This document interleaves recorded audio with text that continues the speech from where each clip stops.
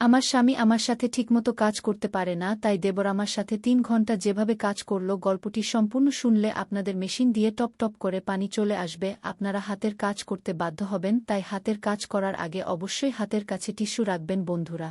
আমার নাম নেহা এবং আমি এখন ২৮ বছর বয়সী। আমাদের বিবাহ হয়েছে ৪ বছর হয়ে গেছে, কিন্তু এখনও আমাদের কোনো সন্তান নেই। আমার স্বামী অমিত একটি প্রাইভেট কোম্পানিতে চাকরি করেন এবং শহরে থাকেন। তিনি খুব পরিশ্রমী, কিন্তু তার কাছে আমার জন্য একেবারেই সময় নেই। আমাদের বিবাহিত জীবন শুধু একটা আনুষ্ঠানিকতা হয়ে দাঁড়িয়েছে। আমি চাইলেও তাকে আমার কষ্টের কথা বলতে পারি না। আমাদের বাড়ি গ্রামে, যেখানে আমার শাশুড়ি, শ্বশুর এবং দেবর থাকেন। আমার দেবর রাহুলের বয়স ৩০ বছর। তিনি গ্রামেই থাকেন এবং পুরোপুরি কৃষিকাজের দেখাশোনা করেন। তার শরীর মজবুত এবং সুঠাম, কারণ তিনি দিনরাত পরিশ্রম করেন। গ্রামে তার খুব সম্মান আছে, কারণ তিনি দায়িত্বশীল এবং বুদ্ধিমান ব্যক্তি। রাহুলের বিয়ে হয়েছে পুনম ভাবির সাথে এবং তাদের ২টি ছেলে আছে। তিনি তার স্ত্রীকে খুব ভালোবাসেন এবং সবসময় তাকে খুশি রাখার চেষ্টা করেন। তার জীবন পুরোপুরি তার পরিবারকে কেন্দ্র করে ঘোরে। যখনই আমি তাকে দেখি, ভাবি যে আমারও যদি এমন জীবন হতো, কিন্তু আমার ভাগ্য অন্য রকম ছিল। বিয়ে হয়ে ৪ বছর হয়ে গেছে, কিন্তু এই ৪ বছরে আমি বিবাহিত জীবনের সেই সুখ কখনো অনুভব করিনি যা প্রতিটি মেয়ে আশা করে। আমার স্বামী অমিত তার কাজে এতটাই ব্যস্ত থাকে যে তার কাছে আমার জন্য সময় নেই। কখনো তাকে অন্য শহরে যেতে হয়, আবার কখনো তিনি পুরো মাসের জন্য বাইরে থাকেন। আমি শুধু দিন গুনি, কখন তিনি ফিরবেন, কখন আমি তার ভালোবাসা পাব, কিন্তু প্রতিবারই শুধুই হতাশায় হাতে আসে। বিয়ের আগে আমি সবসময় ভেবেছিলাম যে আমার স্বামী আমাকে দুনিয়ার সব সুখ দেবেন, আমাকে কোলে নিয়ে ভালোবাসবেন, আমার সাথে বসে কথা বলবেন, কিন্তু বাস্তবতা ছিল একেবারেই উল্টো। রাতে যখন আমি বিছানায় একা থাকি, তখন নিঃসঙ্গতা আমাকে কাটতে দৌড়ায়। মন চায় কেউ থাকুক যে আমার মাথায় ভালোবাসা ভরা হাত রাখবে, যে আমার চোখের দিকে তাকিয়ে আমার কষ্ট বুঝবে, কিন্তু এমন কেউ ছিল না। অন্যদিকে যখন আমি দেবরকে দেখি, তখন আমার মনে অদ্ভুত অনুভূতি জন্ম নেয়। তিনি একজন আদর্শ স্বামী, তার স্ত্রীর সব রকম যত্ন নেন। ভাবির ছোটবড় সব প্রয়োজনের খেয়াল রাখেন। ক্ষেতের কাজে যতটুকু সময় পান তা পরিবারটির সাথে কাটান। ভাবি যখনই তাকে কিছু বলেন, তিনি মনোযোগ দিয়ে শোনেন এবং তার সব ইচ্ছা পূরণ করার চেষ্টা করেন। আমি অনেকবার দেখেছি যে ভাবি যখন ক্লান্ত থাকেন, তখন দেবর নিজেই কাজে হাত লাগান। কখনো তার জন্য চা বানিয়ে আনেন, কখনো তার মাথায় আদর করে হাত বুলিয়ে দেন। বাড়িতে যখনই হাসিমজাক হয়, তখন দেবর তার স্ত্রীর সঙ্গেই বসে থাকেন। ভাবির চোখে সেই সন্তোষ স্পষ্ট ঝলকে, যা একজন স্ত্রী তার স্বামীর ভালোবাসা থেকে পায়, এবং এই জিনিসটাই আমাকে ভিতরে ভিতরে জ্বালাতে শুরু করেছিল।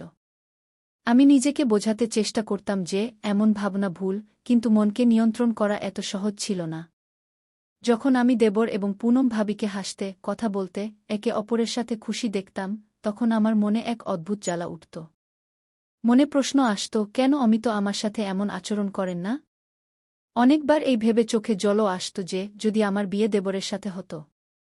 যখন আমি পুনম ভাবিকে তার সাথে দেখতাম, তখন মনে এই প্রশ্ন উঠত যে আমি যদি তার জায়গা হতাম, তাহলে কি আমিও এত ভালোবাসা পেতাম?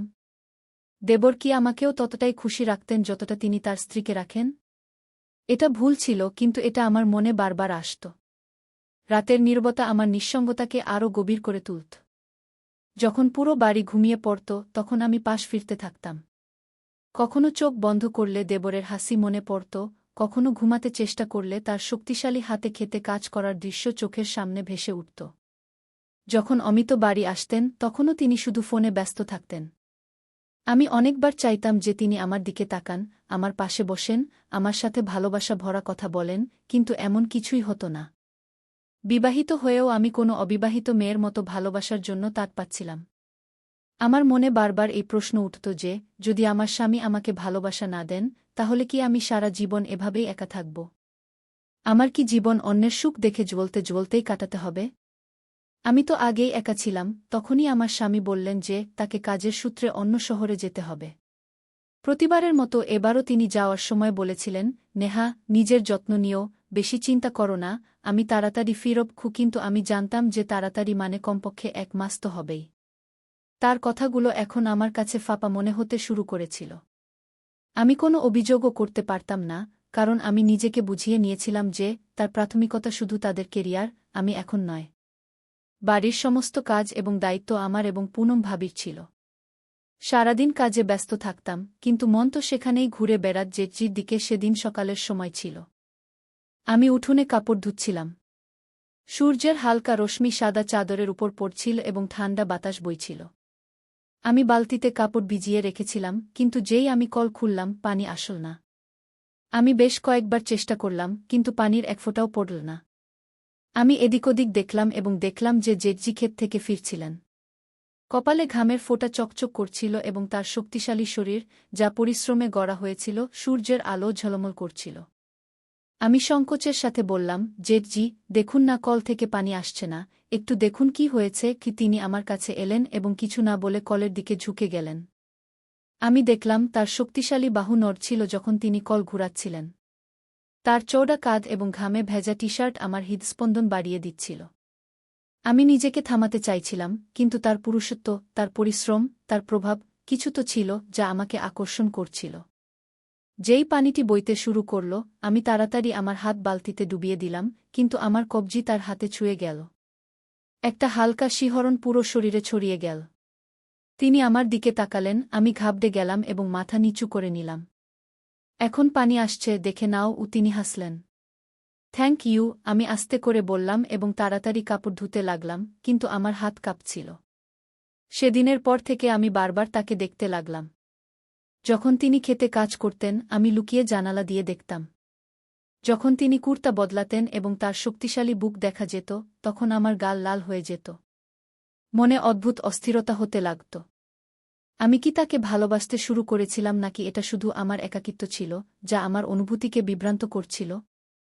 অনেকবার আমি ইচ্ছা থাকা সত্ত্বেও তার কাছে যাওয়া থেকে নিজেকে বিরত রাখতাম, কিন্তু তবুও আমার চোখ অনিয়ন্ত্রিত ছিল। আমি জেনে শুনে সেই সব জায়গায় যেতে শুরু করলাম, যেখানে তিনি থাকতেন, কখনো রান্নাঘরে, কখনো উঠোনে, কখনো কুজোর পাশে। এবং আমি লক্ষ্য করলাম যে তার চোখও আমাকে খুঁজতে শুরু করেছিল। একদিন যখন আমি উনুনে রুটি বানাচ্ছিলাম, তখন জেঠজি সেখানেই বসেছিলেন।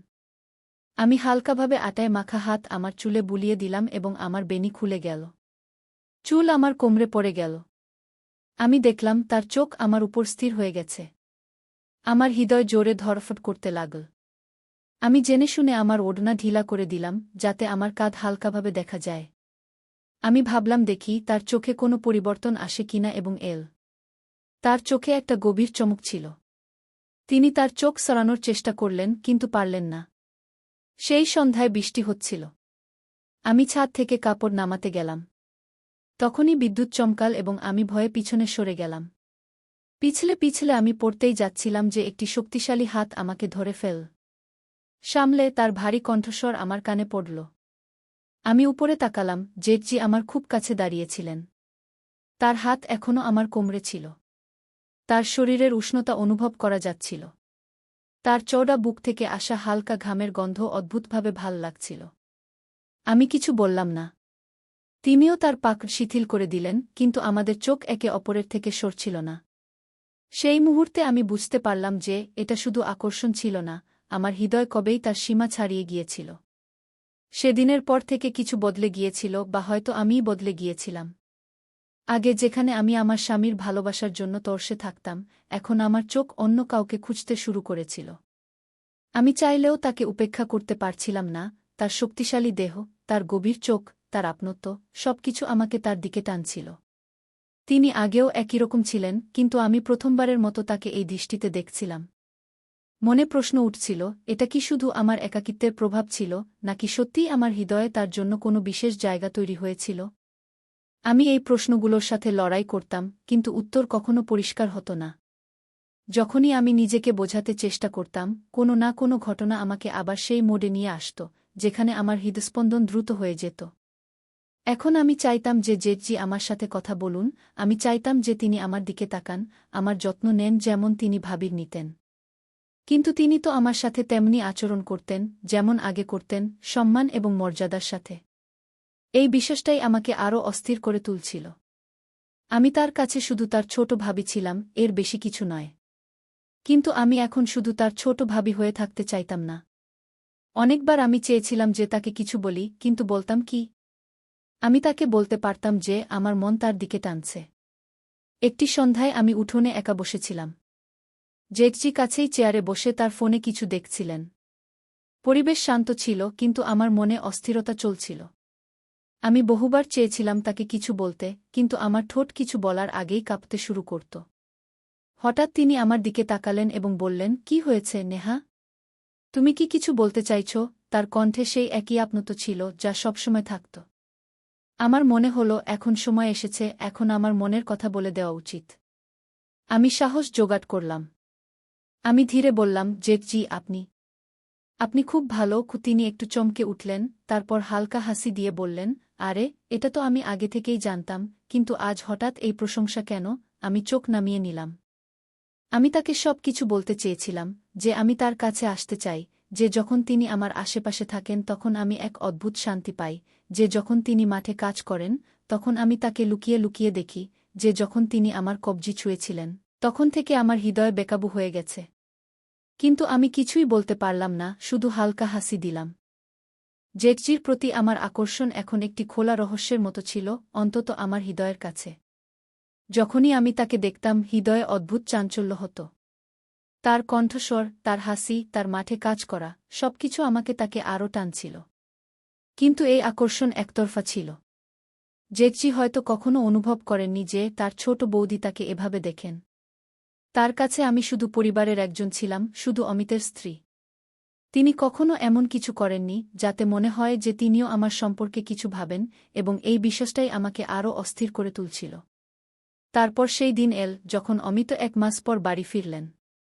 আমি ভেবেছিলাম যে আগের মতো এবারও তিনি শুধু তার কাজের কথা বলবেন এবং আমাকে উপেক্ষা করবেন, কিন্তু এবার কিছু বদলে গেছে বলে মনে হল। বাড়িতে ঢুকেই তিনি জিনিসপত্র রাখলেন এবং সোজা আমার দিকে এলেন। "কেমন আছো, নেহা?" তার কণ্ঠে আগের মতো শীতলতা ছিল না। তার মুখে সেই পুরানো ভালোবাসা ফিরে এসেছিল, যা আমি বিয়ের শুরুর দিনগুলিতে দেখেছিলাম। আমি হালকা হাসি দিয়ে বললাম, "ভালো আছি। আপনি কেমন আছেন?" আমি আশা করিনি যে তিনি আমার কাছে এসে আমার হাত ধরবেন, কিন্তু তিনি তাই করলেন। তার স্পর্শ আলাদা ছিল, আগের মতো নয়, বরং আরও গভীর, আরও সত্য। "নেহা, আমি জানি যে আমি তোমাকে আগের মতো সময় দিতে পারিনি, কিন্তু এখন আমি চেষ্টা করব।" আমার হৃদয় ধড়ফড় করে উঠল। একই সেই অমিত ছিলেন যার অনুপস্থিতি আমাকে অন্য কারো দিকে টেনে নিয়েছিল। এখন আমার সামনে দুটি পথ ছিল, একটি যা আমি এতদিন ধরে দেখছিলাম, অর্থাৎ জেঠজি, এবং অন্যটি যা আমি কখনো গ্রহণ করিনি, অর্থাৎ অমিত। আমার হৃদয়ে চাঞ্চল্য শুরু হল। আমি কি এখনও জেঠজির জন্য একই অনুভূতি রাখি? সেই রাতে যখন আমি একা ঘরে বসেছিলাম, তখন আমি নিজেকে এই প্রশ্ন করলাম, এবং উত্তর ধীরে ধীরে স্পষ্ট হতে লাগল। যখন আমি আমার জীবনকে ভালো করে দেখলাম, তখন অনুভব করলাম যে জেঠজির প্রতি আমার আকর্ষণ ভালোবাসা ছিল না, বরং শুধু একটি অপূর্ণ চাহিদা ছিল, সেই চাহিদা যা আমি আমার স্বামীর মধ্যে দেখতে চেয়েছিলাম, কিন্তু কখনো দেখতে পাইনি। যখন আমি অমিতের কাছ থেকে সেই ভালোবাসা পাইনি, যা আমার প্রয়োজন ছিল, তখন আমি তা অন্য কোথাও খুঁজতে শুরু করেছিলাম। এবং সেই অন্য কোথাও আমার নিজের বাড়িতে, জেঠজির রূপে। কিন্তু জেঠজি কি কখনো অনুভব করেছিলেন যে আমি তার জন্য কিছু অনুভব করতে শুরু করেছিলাম? না। তিনি কি কখনো আমার চোখে কোনো পরিবর্তন দেখেছিলেন? না। এবং এটাই সঠিক ছিল। তিনি ঠিক তেমনি ছিলেন যেমন সবসময় ছিলেন, তার মাঠ এবং পরিবারে ব্যস্ত, তার সন্তান এবং স্ত্রীর প্রতি সমর্পিত। আর আমি এখন ধীরে ধীরে এই অনুভূতি থেকে বেরিয়ে আসছিলাম। অমিত এখন সত্যিই বদলে গিয়েছিলেন। তিনি এখন আমার সাথে বেশি সময় কাটাতে শুরু করেছিলেন। রাতে যখন আমি পাশ ফিরতাম তখন তিনি আমার হাত ধরে ঘুম পাড়াতেন। এখন যখন আমি উঠোনে বসি তখন আমার চোখ জেঠজির দিকে যায় না। এখন যখন তিনি মাঠে যান তখন আমি লুকিয়ে তাকে দেখার চেষ্টা করি না। এখন যখন তিনি আমার কাছে থাকেন তখন আমার হৃদয় জোরে ধড়কে না, কারণ এখন আমি বুঝতে পেরেছি যে আমার যে ভালোবাসা দরকার ছিল তা অন্য কোথাও নয়, আমার নিজের স্বামীর কাছেই ছিল। সবকিছু বদলে গিয়েছিল, কিন্তু একটি জিনিস যা কখনো বদলায়নি, তা হল জেঠজি কখনো অনুভব করেননি যে আমি তাকে পছন্দ করতাম। এবং হয়তো এটাই ভালো ছিল। আমার হৃদয়ে যে অনুভূতিগুলি ছিল তা এখন হারিয়ে গেছে। জেঠজি এখনও একই রকম হাসি খুশি, তার কাজে ব্যস্ত, তার স্ত্রী এবং সন্তানদের সাথে খুশি। আমি এখনও সেই একই বাড়িতে আছি, কিন্তু এখন আমার মনোযোগ শুধু আমার স্বামী এবং আমার বিবাহে। কখনো কখনো কিছু ভালোবাসা শুধু অনুভূতি হয়ে থাকে, কাউকে জানানো ছাড়াই। তো বন্ধুরা, একজন নারীর জন্য ভালোবাসা শুধু একটি অনুভূতি নয়, বরং তার পুরো বিশ্ব। যখন সে তার স্বামীর কাছ থেকে সেই ভালোবাসা পায় না, যা তার প্রয়োজন, তখন তার হৃদয় বিচলিত হতে শুরু করে। নেহার সাথেও এমনটাই হয়েছিল। অমিত যদি সময়মতো না বদলতেন, তাহলে হয়তো তার একাকিত্ব তাকে এমন পথে নিয়ে যেত, যেখানে দুটি পরিবার ধ্বংস হতে পারত, তার নিজের এবং তার জেঠের। তাই প্রত্যেক স্বামীর বুঝতে হবে যে, তার স্ত্রী শুধু রুটি বানানো এবং ঘর সামলানোর জন্য নয়, তারও ভালোবাসা, সম্মান এবং আপনত্ব প্রয়োজন। যদি সে এসব না পায়, তাহলে সে অন্য কোথাও ভালোবাসা খুঁজতে শুরু করে, এবং এটাই যেকোনো সম্পর্ক ভাঙার সবচেয়ে বড় কারণ হয়ে দাঁড়ায়। আপনার এই গল্পটি কেমন লাগল? যদি আপনার এই গল্পটি পছন্দ হয়ে থাকে, তাহলে লাইক করুন, কমেন্ট করে আপনার মতামত জানান এবং আমাদের চ্যানেল সাবস্ক্রাইব করুন, যাতে এরকম আরও হৃদয়স্পর্শী গল্প আপনার